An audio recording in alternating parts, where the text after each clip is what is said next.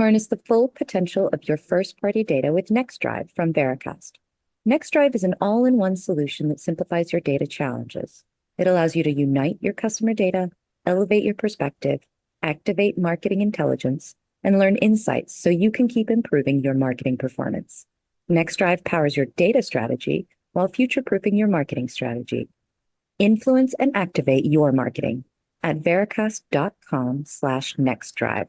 That's vericast.com/nxtdrive.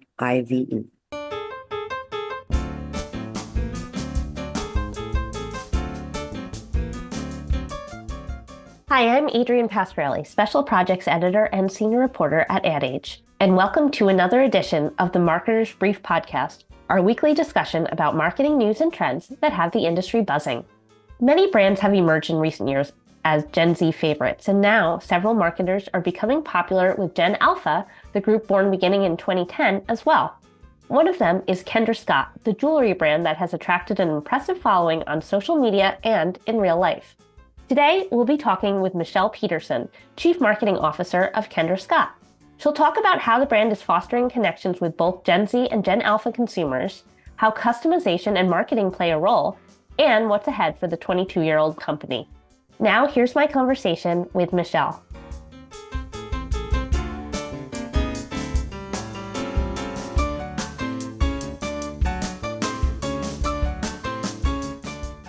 Hi, Michelle. Thanks so much for joining us. Hi, Adrienne. Thanks for having me. So I was hoping you could talk a little bit about the Kendra Scott brand, when it was founded, what's been the point of differentiation, and I know there's also a philanthropic element to the brand that's been there since the beginning, right? Mm-hmm. Kendra Scott is a fashion meets philanthropy brand and a global lifestyle brand. Kendra started the business in a bedroom in her home with a few $100s. And she really saw the point of difference that we have today, which is what we call affordable luxury. She saw the need to develop gorgeous jewelry that's colorful and designed by her and at an accessible price point to consumers. And that's really the positioning that grew the business.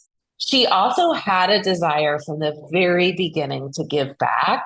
It was something she wanted to do for the community, but also how she grew the business. She gave people her jewelry. She donated to local charities. If there was events, she donated jewelry. She had events in her stores to bring people in and connect with them. And that purpose of giving back has always been part of the business. Today, we're around a $500 million business. We have over 130 stores, e-com, direct-to-consumer site, as well as we sell in wholesale. And we still very much deliver on those principles today of fashion and family and philanthropy. Did the brand start with e-commerce or did it start with its own store? It started in wholesale. So for the first about 10 years, Kendra started selling through boutiques and moved on to larger wholesale accounts. And she really developed the relationship with wholesale for a while. And a little over 10 years ago, opened our first store. So then we moved into retail and e-commerce. And getting that direct to consumer connection through those stores too. Yes, absolutely. I feel like she did that before, people really saw DTC as a strategic piece because she started with the principle, not so much of DTC, but the principle of connecting with the consumer. And that's what drove her into, having those direct channels with the consumer. She saw that way ahead of time. And how long have you been there?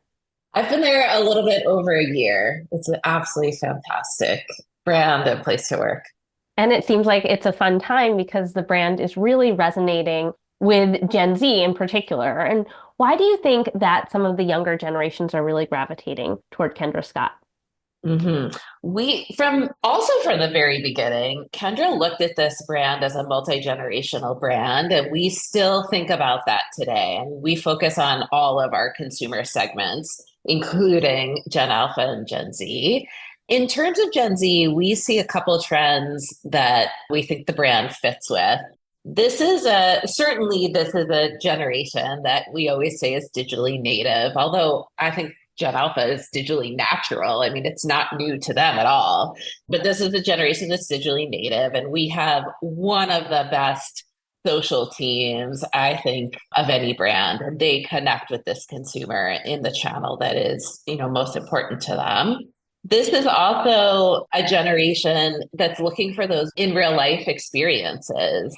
And that's something that our retail team has always focused on. They see the store as an event center. And whether it's your birthday or you want to raise money for a charity that's important to you, we always see retail as a place where you could come and celebrate and connect and have events. And then this is a group who's trying to, determine and define who they are. And jewelry is often something that people use to do that. They use it to drive their own confidence. They use it to show who they are and who they stand for. And we deliver on that, whether it's jewelry for game day or, the Elisa that comes in any color you could want, or an Elisa that you could personalize. We have all sorts of ways that you can define who you are. And for our listeners who might not be super familiar with the brand, the Elisa is kind of the trademark piece. Is that right? Yes. Kendra was telling us the other day that maybe the Elisa is like 8 or 9 years old. Our Elisa is our most popular necklace, and we sell more than one a minute. So it's a huge seller for us and really relevant to our consumer. Can you talk a little bit about how marketing is playing a role with that younger Gen Z group? I know you guys had this Hey Elisa campaign recently. Yes, this group we see as, again, wanting those experiences, but wanting those experiences where she is. So certainly she comes to the store, but we look at a lot of activations that connect with her where she is. And obviously this group, a good part of this generation is in college. So we did a multi-college tour around the South and the Southeast. And we brought this amazing Elisa experience to that consumer at college. She could come and define the Elisa that was right for her based on a personality test. There was, of course, a selfie booth and just a really fun, colorful experience, a coffee drink that she could also customize that was very much for her personality. So it was essentially a big personalization and activation event. And again, our goal is to connect with that consumer where she is. Obviously, we get a ton of content from that we share in our social channels. And then our customer shares a ton of content as well, because she loves to talk about how she has the Elisa that she created for herself. So it was like a tour bus going from college to college this past fall, right? Yes, this past fall. Absolutely. And in some of the colleges, we announced it like the day before because, based on weather and all of those things, we're never exactly sure when it hits. And still we had lines around the block. I think the earliest college student may have gotten there before 6 a.m., which is kind of crazy and shows the passion for the brand. Yeah, for a college student, that's very early. Yes, very early. Now, you've talked about this idea of connection over transaction with us before. Why is this important to your target shoppers, and how are you using marketing channels like social media to deepen some of those connections? Mm-hmm. That's one of the things that I think makes us multi-generational is you don't see a difference in that across generations, meaning the desire to connect. How they connect is certainly different, but the need for that connection is one of the principles that Kendra's had that applies to all of our consumers. And we do it in a couple ways. Before I get to social media, I think one of the best examples is how we do philanthropy, because Kendra, like I said, had this need to give back, but she didn't build a brand that gives back to the organizations that are just important to her. She built a brand that gives back to any organization that's important to you. So I have a daughter who has cerebral palsy. She wanted to do an event in the store where she could give back to our local cerebral palsy organization, and she's able to do that. She marketed the event with her friends. They came, and 20% of the proceeds went back to something that was important to her.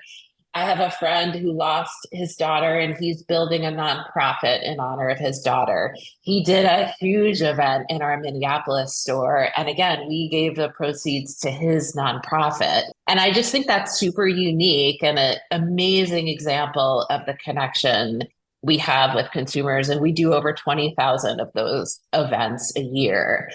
Certainly, social media is also a way that we connect with our consumer, and our team does that in a few ways. There's sometimes that they look to connect with the consumer to just entertain them, and it's the trending audio and the trending video, and those things are fun and bring joy to people, which is super important. They also do a lot of content where we connect with consumers on how to style things, and that may be a college ambassador of ours, a celeb, somebody on our team who's a Gen Z. Like, we look to connect with them in different ways to talk about how you can use our jewelry to create your own style and identify yourself.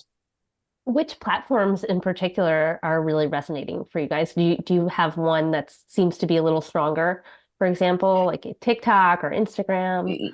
Both TikTok. I don't think I can differentiate between TikTok and Instagram because both of them are trending in different ways. And I think with different segments on both of them, we've grown our followership, but we treat them differently. IG is more broadly appealing for us. So we think about that content mostly through the Gen Z and millennial lens, whereas TikTok has a very strong bullseye on the Gen Z consumer, and we can diversify things there more for that consumer target. And Kendra Scott has a very robust ambassador program. Can you talk a little bit about how big that is and how you guys are working with ambassadors and influencers? Mm-hmm. We have an ambassador program that's really focused on the college student. So we call it our GEM program, and it's over 100 college ambassadors who apply to be part of the program. And we look for them to have that passion behind Kendra Scott and also to have a network that they want to share this content with. And they represent the brand in many ways. So they may talk about our product. They also may go to a retail store and talk about their experience there. They may host an event for a month, and that's the thing that they want to do. So in all ways, we keep that really flexible, again, because our premise is to connect with her and have her connect with her network and to show all areas of the brand. So philanthropy, products, fashion, all of those things are content that they share. Let's take a quick break for this message from our sponsor.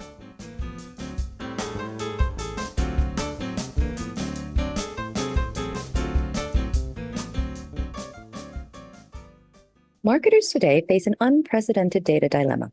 Uniting customer data, deriving actionable insights, and creating meaningful and personalized connections with those customers is a challenge in the post-cookie world. NextDrive, the customer data marketing platform from Veracast, helps marketers harness the full potential of their first-party data and find the right signals in the noise. Learn more at veracast.com/nextdrive. That's vericast.com/NXTDRIVE.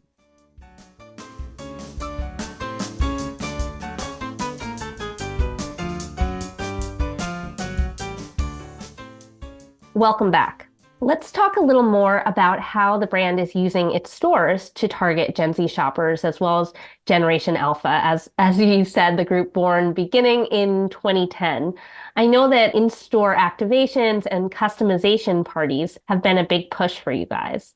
And we find that both our Gen Z and Gen Alpha love those parties and love the customization. We recently did a lot of content around a friendship bracelet that you could make in store. And we saw great engagement with that content. We saw Gen Alpha bring in their friends. So they come and they tend to do that together.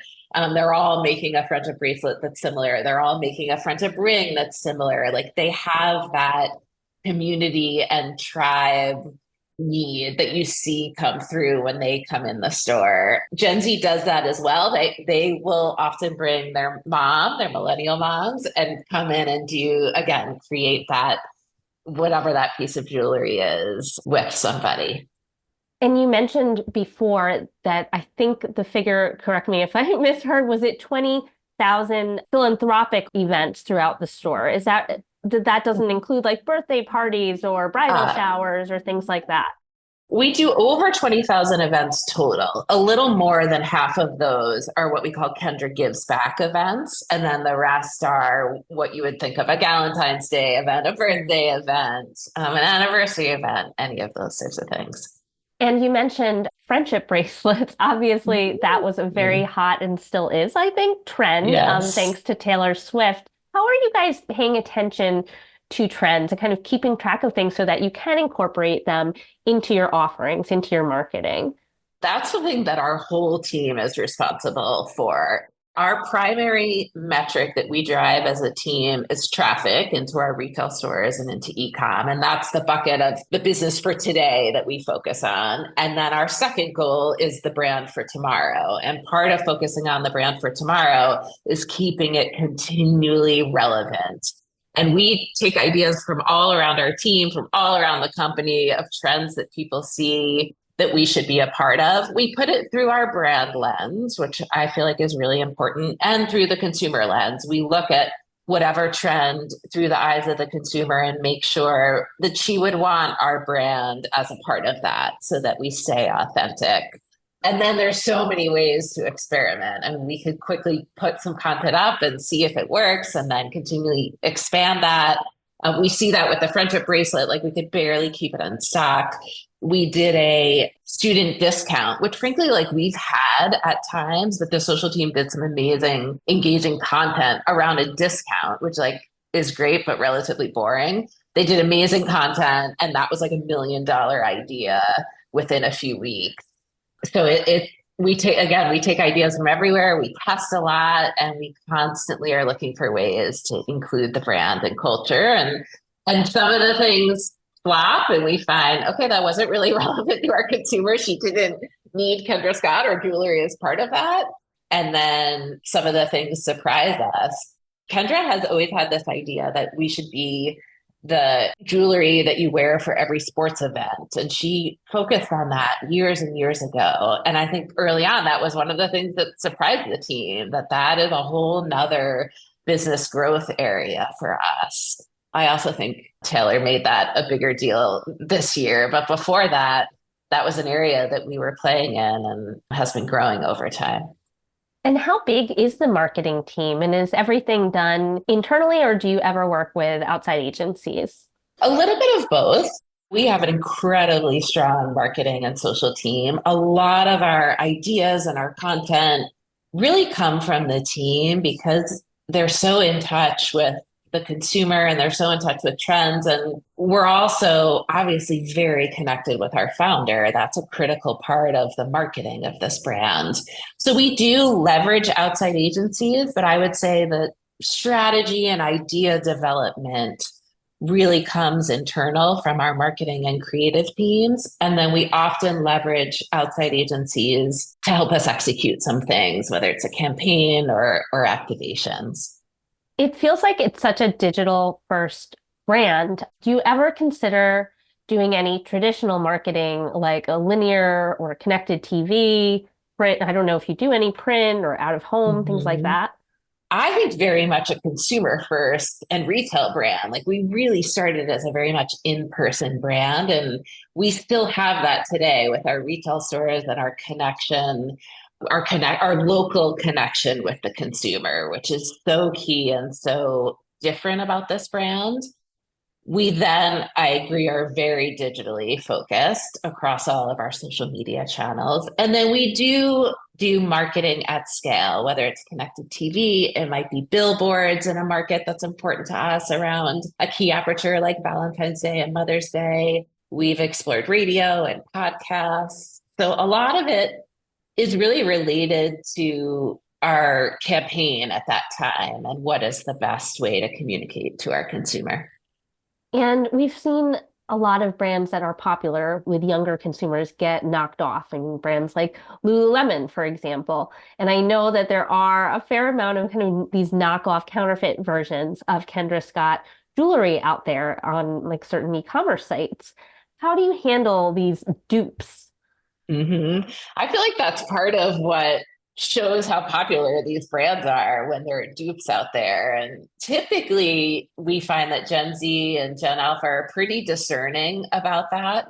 They can evaluate a dupe pretty closely and know what is the real thing.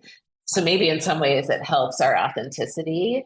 We deal with that by focusing on our brand the most that we can. I mean, what you can't replicate is this is a brand that connects, this is a brand that gives back, and this is a brand that has always designed and made absolutely gorgeous and beautiful jewelry. We may, at some times when the dupes pick up, we may remind our consumer that, we only sell our product on kendrascott.com and key outlets, and remind them what to look for if that's needed. But for the most part, our brand voice and our brand pillars are fairly distinct, and those things aren't really duped in that other type of marketing. And we are almost out of time, but I wanted to give you a chance to talk about what you guys are focusing on, what we can expect to see from you from the rest of the year.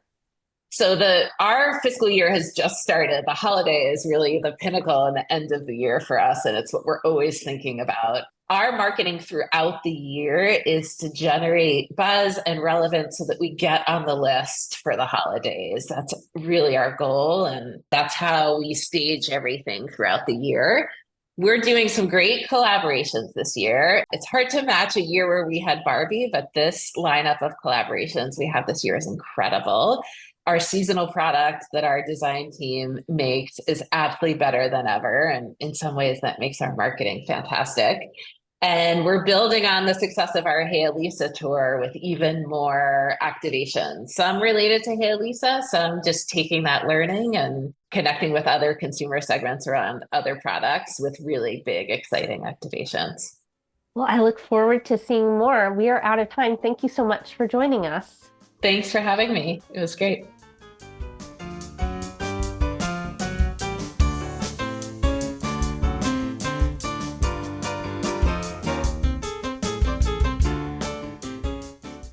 That was Michelle Peterson, Chief Marketing Officer of Kendra Scott, and I'm Adrienne Pasquarelli, Special Projects Editor and Senior Reporter at Ad Age. I'd like to thank our producer, Lauren Ciardio, and invite you to subscribe to the Marketer's Brief podcast on your favorite player. We promise to keep it brief or at least short enough for your morning coffee. Thanks for tuning in.